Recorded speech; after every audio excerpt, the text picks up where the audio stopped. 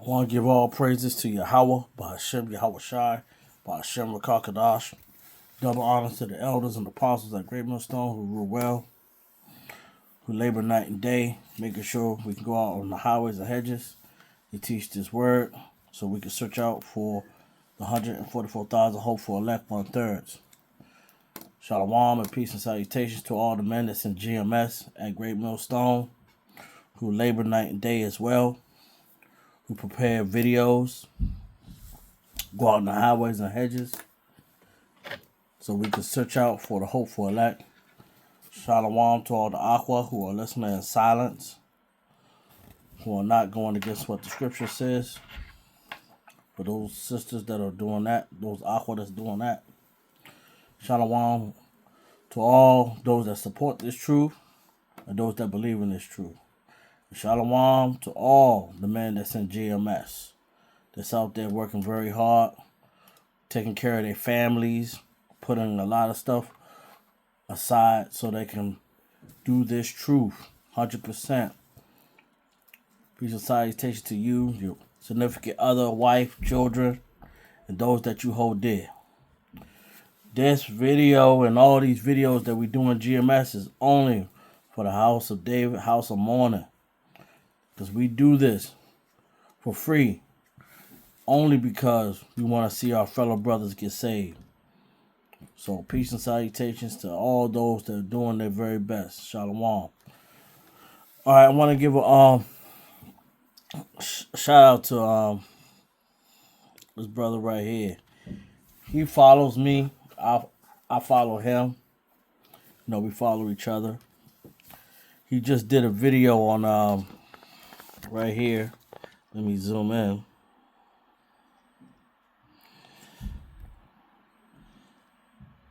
So with that video that he did, I'm just gonna piggyback off of his video because he did a very good video, which he always does good videos. You know, I just wanted to shine my little light on it. You know, basically letting people know what to expect when these missiles hit Babylon. All right, so we're gonna go right into it. Just want to say fair use, fair use. Any videos that's being played are for educational purposes only. Not making any money off these videos. My channel was not monetized. Not making these videos to make fun of anyone. Just want to put that out there. And I don't know, for some reason, it seems like when I don't say that, I don't get a copyright strike. But when I say it, I get a copyright strike. Come on, YouTube. You got to do better than that. You know what I'm saying? Why don't you just send me a notification saying something I have to do before you give me a strike or whatever. We already had this conversation before. Anyway, love you, YouTube, for letting us do what we got to do. You know what I'm saying? You know, he on that one. All right, so let's get right into it.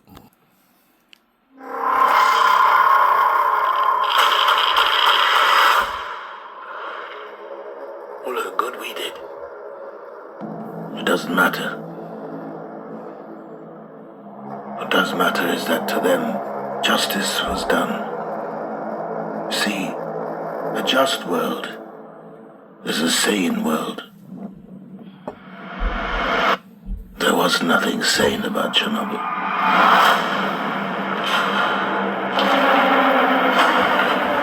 I'm pleased to report that the situation in Chernobyl is stable. In terms of radiation, I'm told it's the equivalent of a chest x-ray. No, Chernobyl is on fire. And every atom of uranium is like a bullet, penetrating everything in its path. Metal, concrete, flesh. Now Chernobyl holds over 3 trillion of these bullets. Some of them will not stop firing for 50,000 years. tell me how to put it out. You are dealing with something that has never occurred on this planet before.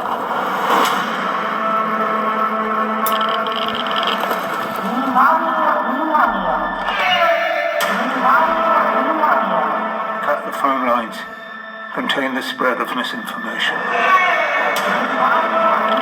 What will happen to our boys? The pain is unimaginable. In 3 days to 3 weeks, you're dead. You can see him, and you cannot touch him. Do you understand?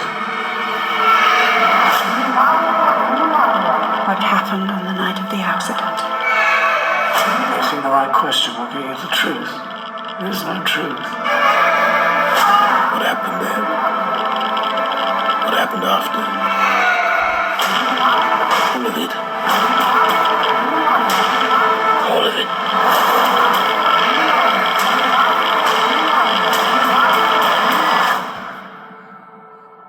Madness.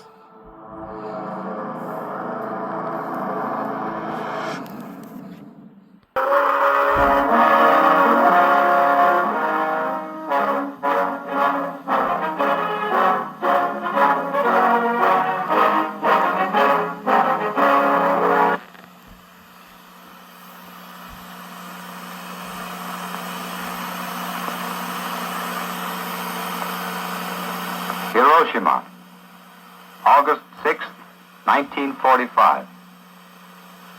For any real appreciation of the destruction involved here, we must have some idea of what originally existed as the target.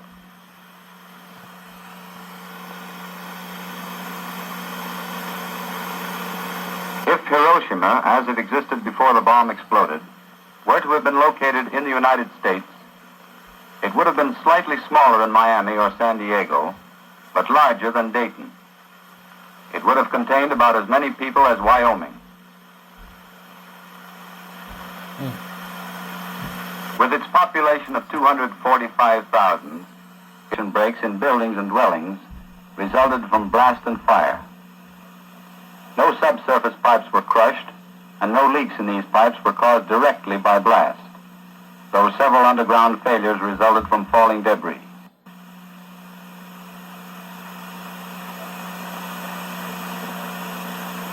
Pressure in the city dropped to zero because of the connection breaks and the damaged domains where they crossed damaged bridges.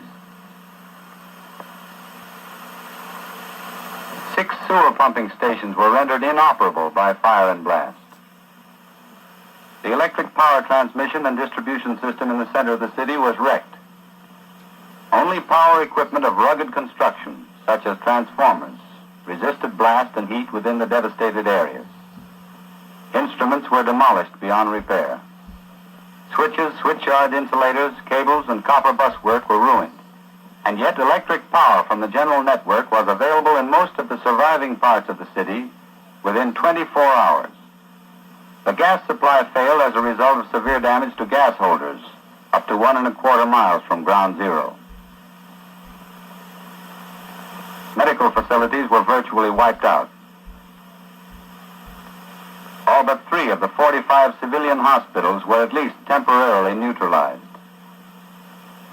The casualty rate of occupants of hospitals within 3,000 feet of ground zero was practically 100%. In many cases, basic structures remained intact, but falling plaster, fire, and flying glass caused the casualties. 90% of the 200 doctors in the city were killed or injured. 1,600 out of 1,700 nurses were killed or injured. Firefighting and rescue units like these were stripped of personnel and equipment. It is unlikely that any municipal fire department in the world could have prevented the firestorm at Hiroshima. First, what science is still learning from the survivors of the Hiroshima and Nagasaki bombings. This week, President Obama becomes the first sitting president to visit Hiroshima. Miles O'Brien looks at how much of what we know about the impact of radiation comes from a study about the long-term effects there. It's part of our weekly series on the leading edge of science, and a warning, some images might be disturbing to some viewers. The scientists who designed the first atomic weapons did not spend much time researching the long-term health consequences of their devastating creation. The Manhattan Project focused so much on physics and really didn't know very much about the biological effects and health effects in particular. When I met him in 2012, radiation biophysicist Evan Duple was the Associate Chief of Research at the Radiation Effects Research Foundation. The joint Japanese and U.S. study has been following the survivors of the atomic bombings of Hiroshima and Nagasaki for nearly 70 years. There isn't anything comparable to this kind of study. The work began almost immediately after the war, when President Truman ordered the creation of the Atomic Bomb Casualty Commission in 1946. The scientists have recreated, through interviews and questionnaires, the locations of where each individual survivor was exposed. And so they could reconstruct by line of sight what the radiation quantities would be at different distances. 94,000 irradiated bomb survivors volunteered to become subjects. Another 26,000 who lived in other Japanese cities during the bombings but were not exposed to radiation were included as a comparison or control group. Today, about a third of the exposed and comparison subjects are still alive, many making routine pilgrimages up a hill overlooking the once devastated city of Hiroshima to undergo medical exams. Their blood is routinely analyzed, researchers on the lookout for damaged chromosomes and other signs of disease. Over the years, they have frozen thousands of blood and tissue samples. If that survivor comes down with a cancer or a health effect today, one can go back into the freezer and perhaps find what changed in that individual that eventually ended up resulting in a cancer. Researchers here have published hundreds of papers documenting the links between radiation and its ill health effects, primarily cancer. They've written the book that is the basis for the standards for acceptable radiation exposure. Among the findings over the years, thyroid cancer and leukemia are the first to strike. Solid cancers come 10 to 30 years later. Young people are more susceptible to developing cancer than adults, and women are more susceptible than men. Perhaps the most important, a single exposure increases cancer risk for life. The bottom line, of 94,000 survivors studied over 70 years, about 1,000 additional cases of cancer can be attributed to radiation from the bombs. So the Atomic Bomb Survivor Study, which is a remarkable study, it's the gold standard in terms of radiation epidemiology, it has limitations, and one of the limitations is the dose was given all at once. Radiation epidemiologist John Boyce is hoping to address that limitation. He is spearheading a study of workers from the Manhattan Project, 3, 2, 1. Atomic veterans who witnessed atmospheric bomb tests, utility employees at nuclear power plants, and medical professionals, 1 million in all. Radiation exposure data captured by the dosimeters routinely worn by these workers over the years is compared with their health history and cause of death. So when we complete this study, that we will be able to say what the risks are from these various levels of radiation. Are they the same as Hiroshima and Nagasaki?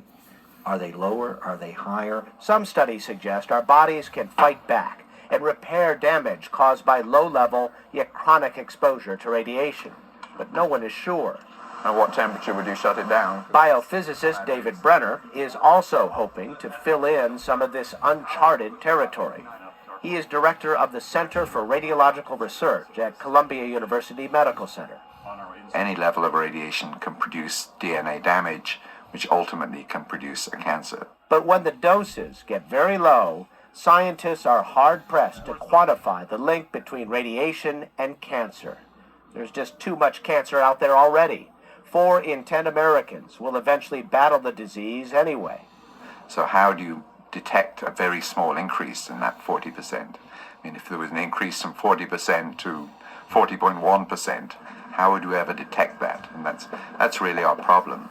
So could there be a line below which there is no risk? Well, what we're trying to do is to figure out what is the best way to extrapolate the risks that we know from high doses to low doses. So there you have it. I just wanted to give insight on how going off the brother's video, Slaki on that. These people were saying how they're going to try to hide in these bunkers. And you can, if that's what you want to do. But when this fallout comes from the radiation, and I suggest for anyone to look at the Chernobyl disaster. I mean, matter of fact, let me see if I can try to bring insight on that as well, too. Created a highly radioactive mass. This mass, resembling molten lava, burned through the reactor and solidified into a dense radioactive material with a texture and appearance similar to elephant skin, hence its name. This is Chernobyl's elephant foot. It was formed during the catastrophic meltdown of the nuclear power plant in 1986. As the reactor core melted, a mix of nuclear fuel, concrete, sand, and chemicals created a highly radioactive mass. This mass, resembling molten lava, burned through the reactor and solidified into a dense radioactive material with a texture and appearance similar to elephant skin, hence its name. This is Chernobyl. Waiting to see that famous glimmering silver dome built to entomb the doomed reactor. What's truly stunning is that you can actually get within a couple hundred yards of the worst nuclear disaster in world history. That is reactor number 4 here at Chernobyl. With phone cameras ready, they eagerly snap photos of the place we've all been waiting to see. That famous glimmering silver dome built. This is 2nd Exodus, chapter 16. We're going to read verses 12 to 24. The earth quaketh, and the foundations thereof.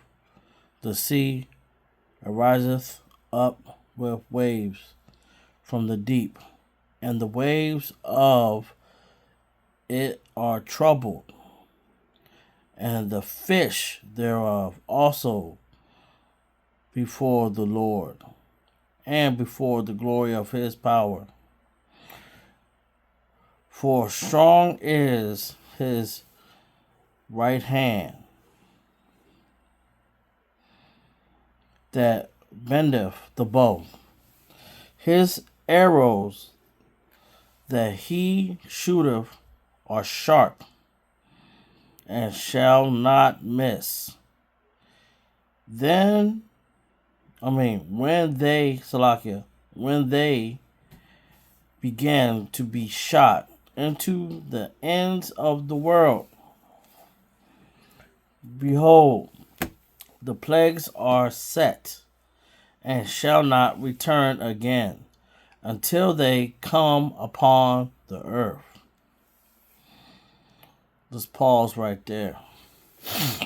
When you think about these nuclear bombs, the fallout can last for years. For years. You've seen how using nuclear energy can be used for good or for bad. But you have to use it the right way. You will see how nuclear energy can power a city, which is something positive.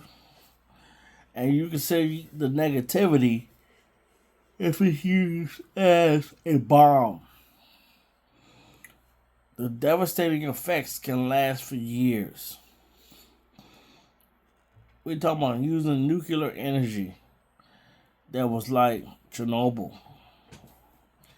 Used improperly can have devastating effects. To see that blast in Chernobyl happened in 1986. And I remember that blast. I was a young boy. That still affects the world to this day. That they have to have a dome over it just to protect it. And see, when they were trying to put that radiation out, if you watch the whole movie, I didn't watch the movie, I watched the documentary. And basically, that radiation would have spread from country to country. That's why when America which is Babylon the Great, is destroyed by nuclear fire, there will be no trees. That place will not spread its foul odor and cause havoc like how it did in Hiroshima and Nagasaki. That's why the trees help move air. The Heavenly Father knows what he's doing. There will be no trees in America. It will be a wasteland, a straight desert. Because of the amount of the blasts that we be blast on this country is tremendous. That's why when the brother was showing in the video how these people want to hide themselves, it will not work.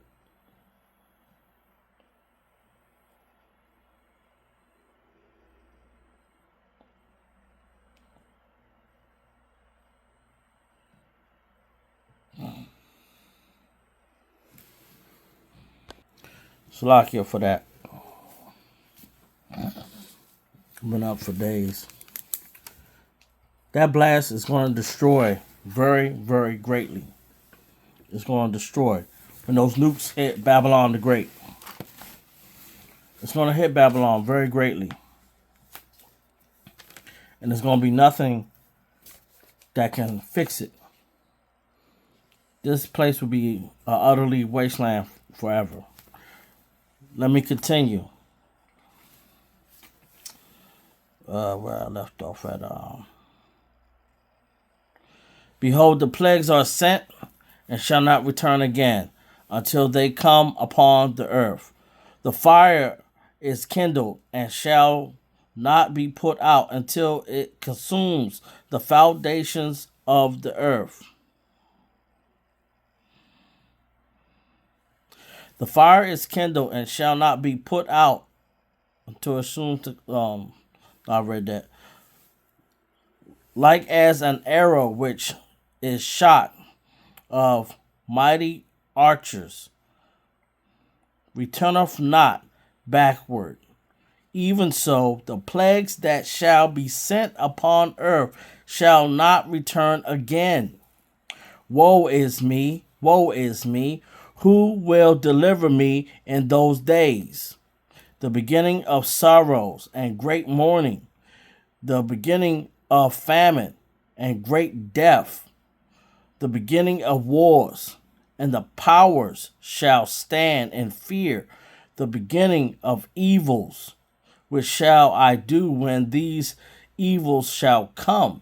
Behold, famine and plague, tribulations, and anguish are sent as scorches for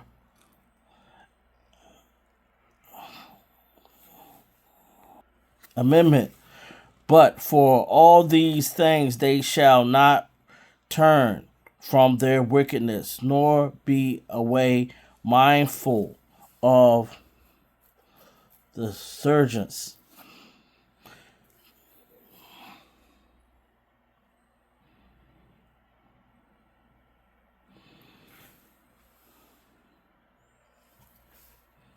So these nuclear missiles that's going to hit Babylon the Great will not return. Let's try to bring out another verse. This is going to be 2 Peter.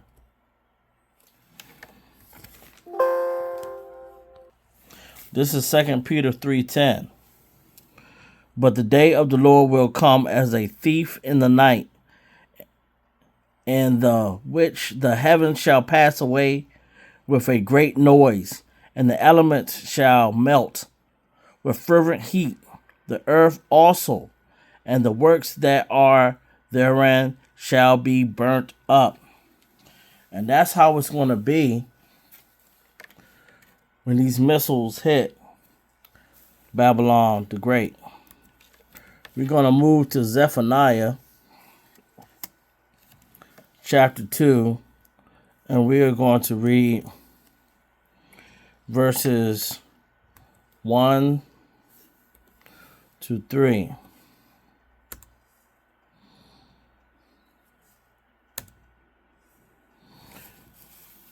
And it reads, "Gather yourselves together, ye, gather together, O nations not desired." See, these nations are not desired. Before the decree brings forth, before the day passes as the chief, before the fierce anger of the Lord comes up, you, before the day of the Lord's anger come upon you. Seek the Lord, all ye meek of the earth, which have wrought his judgment. Seek righteousness, seek meekness. It may be ye shall be hid in the day of the Lord's anger. So if you're not seeking Yahweh B'Shem Yahweh Shai, you are going to feel the heat in the day of the anger of Yahweh. And it's not going to be something that you are going to want to partake of. It's going to be something that you most definitely going to want to flee from. Because that day of fire is a fire of judgment that are going to come upon these nations. We're going to go to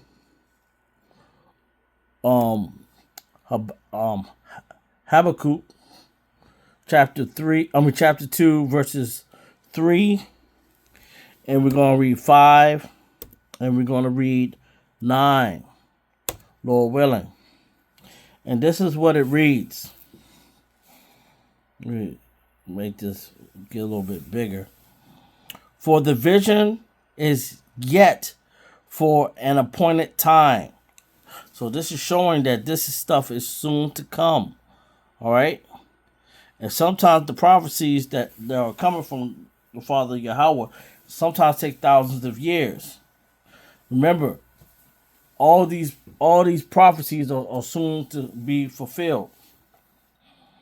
But at the end it shall speak and not lie. Though it may tarry, wait for it, because it will surely come. It will not tarry.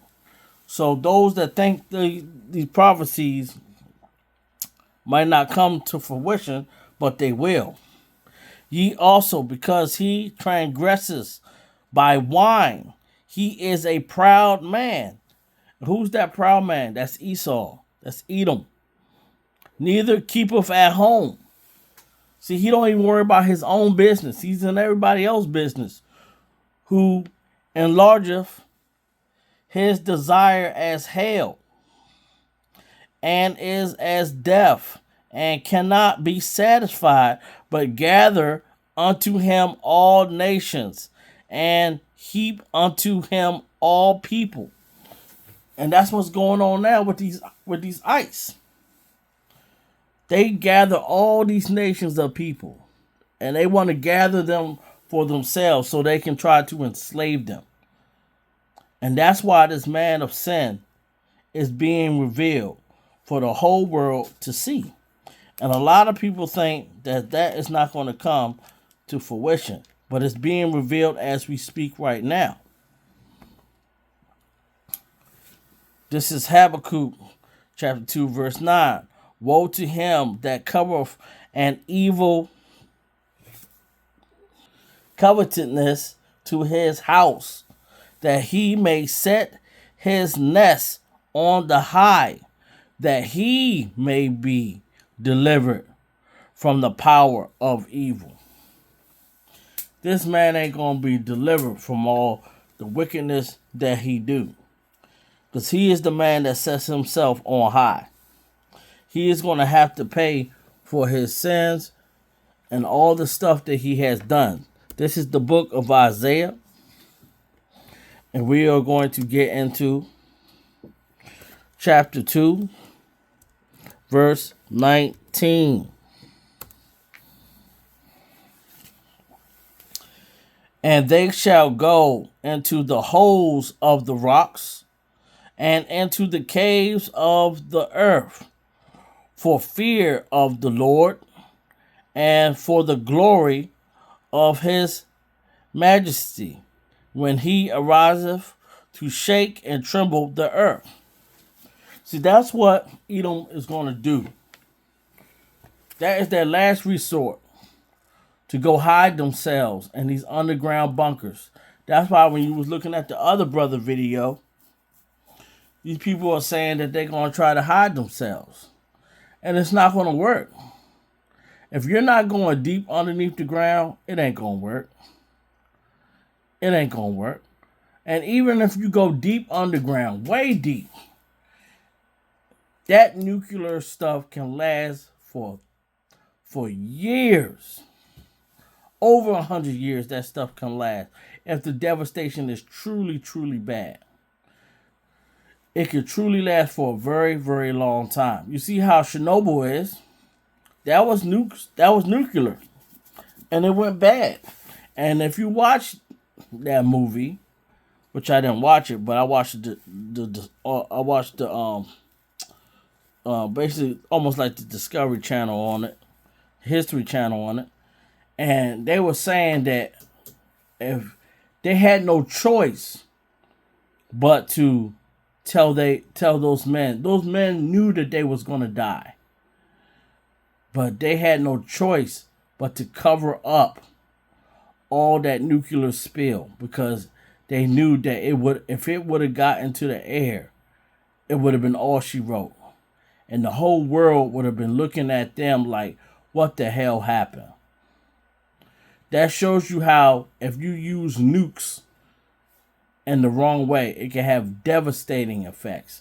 And if you know the history of Hiroshima and Nagasaki, they actually had to step it down. They had to step it down because they knew that if it was to be any stronger, it truly would have wiped out much, much more. That's why I'm saying you got to look at these videos that these brothers are putting out, and you got to know your history when it comes to nuclear warfare, because nuclear warfare is no joke. It's no joke. But that's why the Father is going to ruin those that ruin the earth. Because you're not going to sit up here and ruin this place that the Heavenly Father built along with his Son and the heavenly angels, and you think you're just going to do whatever you want. It's not going to go down like that. This is Jeremiah. This is Jeremiah chapter 23, verse 24. And it reads, "Can any hide himself in secret places, that I shall not see him, saith the Lord? Do not I fill heaven and earth, saith the Lord?" See, these people think that they can hide themselves. As the brother brought out in the video, the 144,000 are going to come down and grab these people out of their bunkers and grab any of their children. We're going to grab them all. And all of them are going to go into captivity, just as we went into captivity. That's what's going to happen. For the works that they have done shall be done unto them. So when you see all these people that are out here trying to build bunkers, these celebrities, you see it right there. Rick Ross builds a bunker. Let's go into it.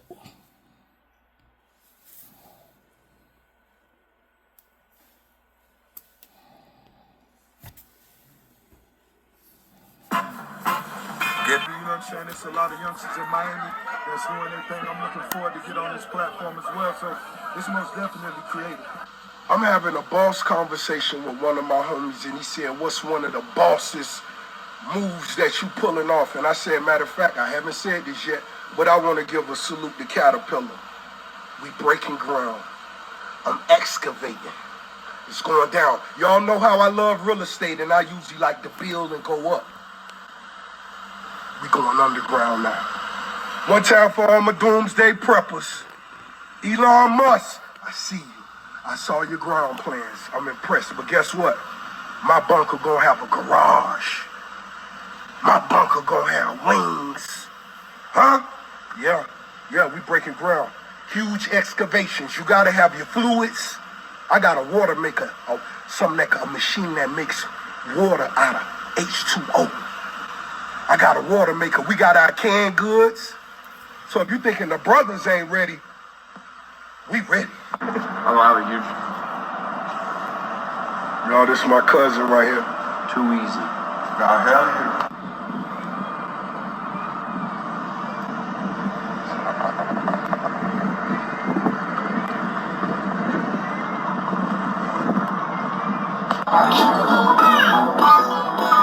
Now this shows you the dumb thinking of people. Now everything he's saying you can't do. You can't build a bunker if you desire to. Even if you don't have the money that Rick Ross has, you can build a bunker. But the thing is this. If you say you're gonna get water from out the air, which you can, but if that water that's in the air has nuclear deposits in it, how are you gonna filtrate that? How are you gonna filtrate that water? This shows you that this man, this 2/3 rich man, has no understanding. He did not look up anything. And see, these elites, bunkers, even if they are in the United States, they're deep underground and they have thought all those things out. And their bunkers that they're going to is going to have a rail system, a train system that's going to send them out of this country. Best believe that.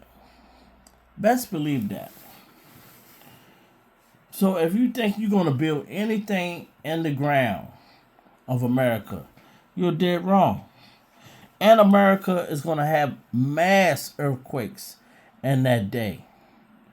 Mass earthquakes in that day.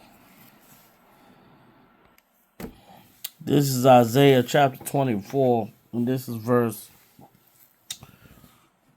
20. The earth shall reel to and fro like a drunkard, and shall be removed like a cottage, and the transgressions thereof shall be heavy upon it, and it shall fall and not rise again. So Rick Ross is talking about building a bunker. Best believe, from all that movement that's going to be done underneath the ground, it's going to crush him inside that bunker.